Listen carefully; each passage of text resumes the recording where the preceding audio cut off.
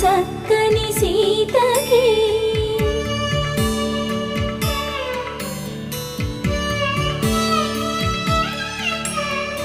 ఎర్ర జాబిలి చేయి రాముడేడని అడుగుతుంటే